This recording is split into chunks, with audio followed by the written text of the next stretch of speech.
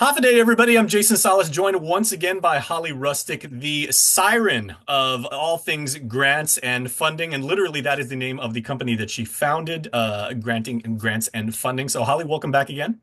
Thank you. Thanks for having me. This is fun. Yeah, absolutely. Okay, so you have a wonderful workshop coming up that we want to Yeah. tell all of our friends in Guam and the CNMI about because I know, I did a video with you a few weeks back and everything like that. The landscape continues to change about the nature of federally backed. It's not financing because like that implies that there is some sort of, long-term obligation, but it is proper like funding and grants and everything like that. So, before we get into, this wonderful forum that you're putting on for our friends, where do we stand right now?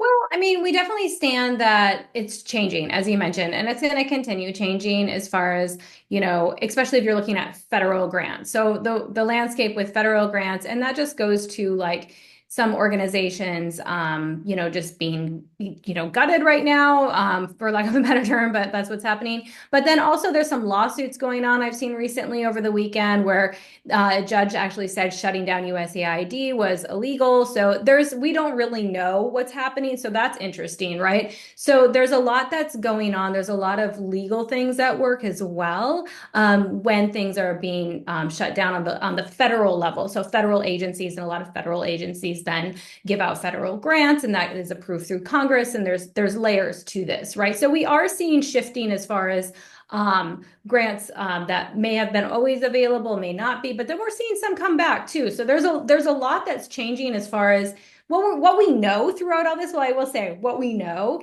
is grants aren't completely disappearing at all. So that's good Exactly. news. That is good news for all you people in Guam and CNMI. How they may look different on the federal level, yes, that could change. But what we're also seeing is foundations are also starting to pick up a lot. They're starting to put more than their annual 5% contributions. They're stepping up. They're like giving out advanced grants. Like there's a lot of landscape that I think that Guam and CNMI are used to just leaning into federal, right? And just because they don't know how to find the foundations out there that would fund cause areas like environmental things that we're doing here on island, like community-based things we're doing, like all of the things that we're doing. So maybe Um, I'm sorry, yeah. to a certain point, there are organizations that are stepping up to not necessarily balance the equation, but to some degree, like make up the difference of what's happening with the feds. Yeah, to basically say, hey, we understand you may have also been getting federal grants for your programs, and we understand that those are in flux right now and aren't, big things are going on. So we just want to step up and also help with that. So they're upping their contributions, right? They're giving out advanced grants. That is absolutely going on from the foundation level since those are private organizations, which are non-federal. So that's really non-governmental. And I think the thing is with Guam is we've just not really been able to tap into a lot of those because they take relationships and we're so far geographically that many organizations have just leaned into federal because it's easier on that level. But, now it's a time I think also, yes, be aware of what's going on federally because some grants are coming back out, like all of the things, like don't pull back completely thinking they're all gone because that's not true. On the other point, also lean into looking at foundations that aren't going to be impacted by what, federal decisions, you know what I mean? So then that way, or they may be Right. impacted, but in a good way, right? And So and like this we need to build those relationships for and sure. and this is so key because the workshop that you have coming up, and let's talk about it now, I would say is more pertinent than ever, not just to people that are looking to get grant support for their creative projects, for their nonprofit organization, endeavors and things of that nature. But also for people that have been writing grants in the, let's call it the traditional way up to this point and everything like that. As the landscape changes and as the sands continue to shift and everything, they're going to have to basically like update themselves on essentially what the new protocol is. Yeah, and I think it's knowing what's going on, right? It's also understanding like let's build new relationships. So that's it's finding those relationships to build out and to be like, okay, there's other things we can also do. So if we look at building out a grant application, I think one of the biggest things for me is why I love grants so much. Is because they build out a business plan. And grants are essentially a business plan. You have to do a budget for, like, if you're looking at a master grant template, you have to build out a budget for your priority areas and narrative. You have to put all the pieces of work plan together. And you can turn that plan into a grant, absolutely, right? The master grant application, but you can also repurpose that into website copy, into social media captions, into a donor appeal letter, into a corporate solicitation letter, into Mm. so many things because it's all geared on the business plan. You're not drifting, you're not mission drifting, you're not scope creeping, you're not doing all the weird things that you might do to say, "Ooh, this is open, let's create a project for that."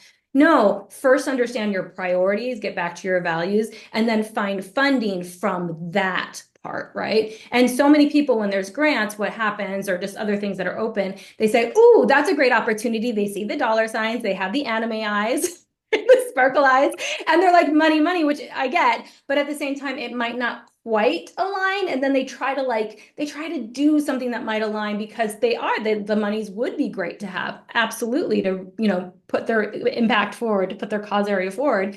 But then what they end up doing is, even if they get the money, sometimes it's so hard to manage because it's so out of scope. So I say one of the things that all organizations should be doing right now is get back to your values, get back to your priority areas, and then build out funding prospects from that. If they need to be new, cool. Like, we can do that. We can help find those for you, right? Well, my So friends that yeah, work in the in therapy and everything would always say that introspection is a very good thing. yeah, And it seems like that is kind of apropos to what's going on right now with grants because yeah, and you touched on this a few weeks ago when we first had our interview is a lot of people who were affected either directly or tangentially. Everybody had their freak out moment. Now everybody kind of like, like calm down, catch your breath and everything like that, and let's figure out what this new landscape is. yeah, absolutely. And and just keeping up with it.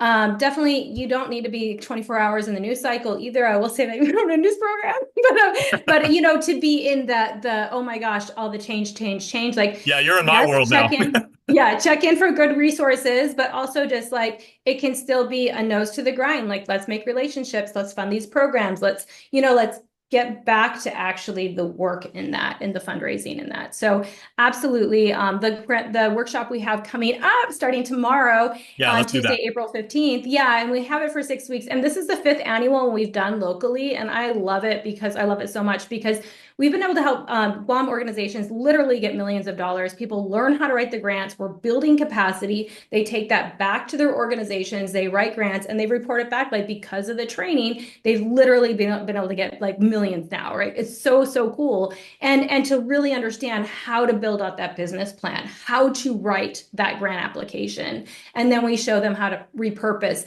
One of the things we're adding is, because we know, like, you also need to find maybe new funding sources and build those relationships, is my company is identifying 5 to 10 funding opportunities for your organization, which is amazing because we have the software, we know how to look at 990s, we know how to look at some of our other programs, like, we do all the research, we've been doing that for over 20 years.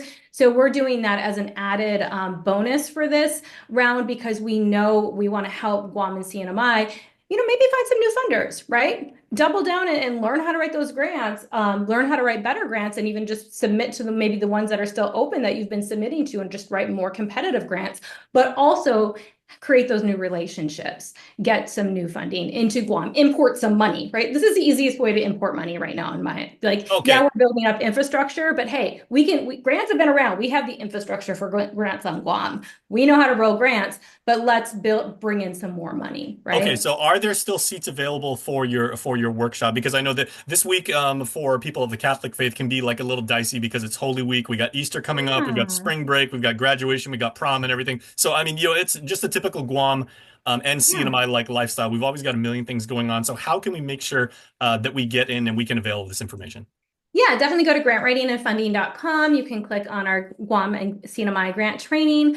We do have seats available. It is on Zoom, so it allows for more access. It also allows our brothers and sisters on CNMI to be able to easily access. It's once a week from 1 to 3 p.m. So what a lot of people do is they'll take an extended lunch break, or they'll, you know what I mean, like, during that time. And it's for 6 weeks. And the reason we don't do it in a compressed 2-day kind of thing is because we also have you work on a certain part of that master grant application every week, and we give Mm. you the opportunity to submit it for review, and then we give feedback before the next meeting. So it's like these little microscopic pieces of it, but then that way you're learning and processing. It's not just a bunch of information where you get overwhelmed, because I've Okay, seen so that happen all the time, yeah, all the time, and right? the boot camp approach is fine. I've done several of them for Mhm. computer programming myself and everything, but you're doing more of a iterative approach, and it's kind of like the effectiveness is there Yeah. because you actually like you learn the right way. And as you inevitably make mistakes and everything like that, you're able to course correct and and move on to the benefit of your organization. Yeah, I mean, we could look at the full master grant you build out at the end, but if we can catch things in the beginning, then it just helps you like not have to rework the whole thing. Like it's so much easier, and people have really loved this approach. And then we also, like I said, we identify the 5 to 10 funding prospects for you. We're also teaching you this time how to repurpose that into website copy, into social media captions, into a donor's appeal letter, into a corporate solicitation letter, and more. So we're also showing you not just how to build out your funding opportunities and your diversified streams of funding for your organization with grants, but to diversify it more with other types of funding so you can be more sustainable, right? Because people are like, oh, but I don't want to do grants. You should still do grants. But we can show you how that grant can then easily be applied to these other ways to bring in funding as well. So those are really the direction we're looking at as we're funding the resilience, we like to call it, in this year. And really, we're also reopening our agency. So if anybody wants direct grant writing services, we can do that. But Excellent. I'm excited. So our first kind of role is the training, though, building up capacity for your organizations, coming in and helping you do that, so you can start writing your grants too. Okay, Yeah, and and one then thing we that also you have replays available. Sorry, we also have replays available. So if I you're was not just able to about make to it ask one that. week, Yeah, thank you for yeah. that. So if for whatever reason people aren't able to catch like the live Zoom and everything, they can get it on demand after the fact. Yes, and then you also get access to our on-demand grant writing master course, which breaks down every little thing into like 5 to 10 minutes. So like how to write a logic model, and then it gives you a template. So in the 6 months, if you're like writing a new grant and you're like, oh, I didn't have to do this before, even though I did it in the template, but that was like 3 months ago, you can easily dive in, find what you need to find, have a template for it, and have a little video training on it. So that's just because we know you might not be writing grants next month, but one might open in 3 months. So we want to have that ongoing support for you for 6 months. Okay, Yeah. Holly, I do have one question of you because as I've followed your career and as I've had the privilege of being able to interview you about your various projects, grants being like probably the foremost one, you're also a creative writer, and one thing that you've been able to do very, very effectively is bring people together and create a sense of community. And your workshops aren't necessarily just, talking at people, but it's also creating like No. a collaborative conversation. So, what are people, participants, going to be able to get as far as interacting with each other in addition to yourself? I love that you mentioned that because we definitely have had that where people like, we also have testimonials on that of like, I've been able to meet other nonprofits, meet other government agencies, meet other businesses, and being able to collaborate. Like, it's amazing the work that people have done. And because, yeah, we have a little bit of lecture, but then what we do is we have working time. So we actually have working time, workshop time on this call, and we put you in little groups so you can have some time to work on it and get to know each other and network, but then we bring you back together to share. So it's been a great opportunity, even if it's like still online, right, on Zoom. It gives you the opportunity to meet other people and have that time and space to connect. Strength Absolutely. in numbers, boys and girls. That's a very, very advantageous thing to have, and Mhm. Holly is absolutely facilitating that. And before I let you go, Holly, let me ask you, how has your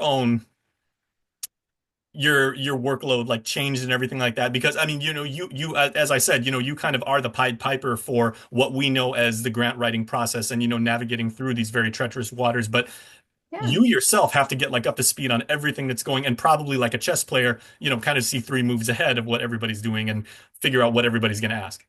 Yeah, yeah. And I think for me, I've had the wonderful just benefit and honor of having my podcast, I'll say, like right out front, like Grant Writing and Funding, we have a free podcast, everyone, so if you want to check it out. But why I'm It's saying really, that really is good. thank you. Yeah. And I'm saying that is because for me now, I've been able to connect and get to know so many people around the world in the grant space.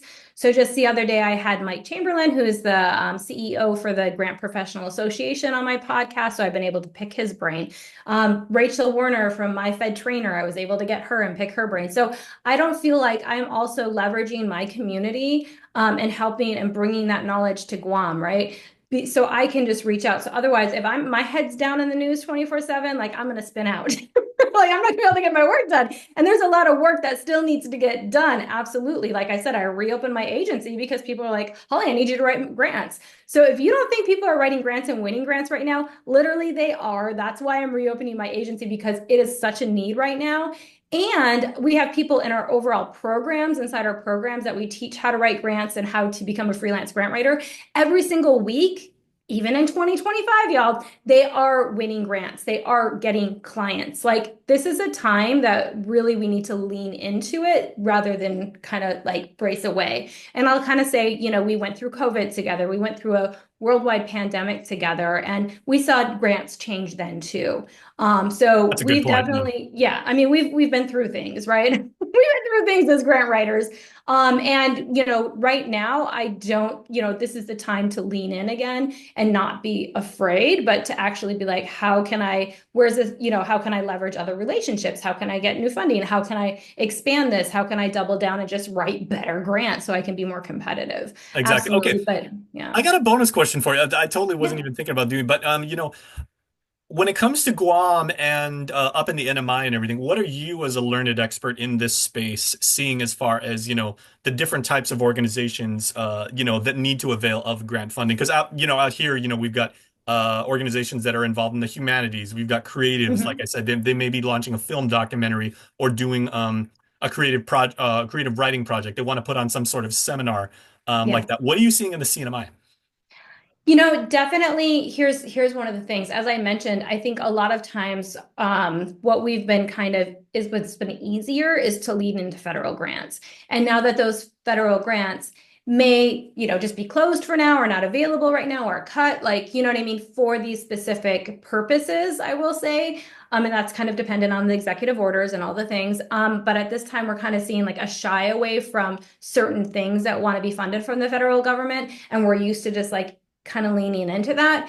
What I will say is looking for more foundations, looking for more international funding. Even Guam is, unique, and this area is unique where we can tap into other types of funding that aren't necessarily United States based too, because of, if you're looking at environmental things like rising waters, coral bleaching, like all of that, that's Mm. necessarily like just US thing. Like, it is more international. So there's other international grants as well that I think we should really be leaning into and Okay, well, looking the for. one grant you Yeah. really, really need everybody watching this is granting yourself access to Holly's wonderful workshops. So, Holly, final plug and everything like that. Where can people go to sign up? And it starts tomorrow, so you got to get in now. Yeah. Come in now. Yeah, it's already a great group of people in there. You are absolutely going to be comfortable and loving it. And just really people there to advocate for funding for this area, right? Which I love. And so go to grantwritingandfunding.com. We have it up on the menu, so you can just click there. And it's 6 weeks. You can go ahead, jump inside. You're going to be so welcomed. And just the investment. So we'll say the investment is now one seat is $9.97, or if you buy 3 seats, you get one free. So if you want to team up with your friends, or you want to team up with your department or agency or whatnot, you also have that available to you as well. But once again, yeah, we identify 5 to 10 funding sources for you. You're going to write a master grant application. You're going to be more confident in how to write grants and how to find new grant opportunities. And you're going to be able to repurpose those grants into the other areas and get support for 6 additional months. Like, it's amazing. And So also, please come everybody, in. you get that $1 million smile that Holly is going to greet you with every week for 6 weeks, and she is going to help you through this because again, like we've been through that part of the initial emotional reaction and everything like that. Now it's Yeah, time, to get down to business and understand what's really going on. And with Holly's help, you are going to be able to get that funding that your organization really, really needs, and you're going to thrive, and that's what it's all about. absolutely. Thank you Uh, so much. Thanks, Jason, for having me on. Yeah, this has been absolutely, great. Holly. Thanks so much. Yeah, thank you.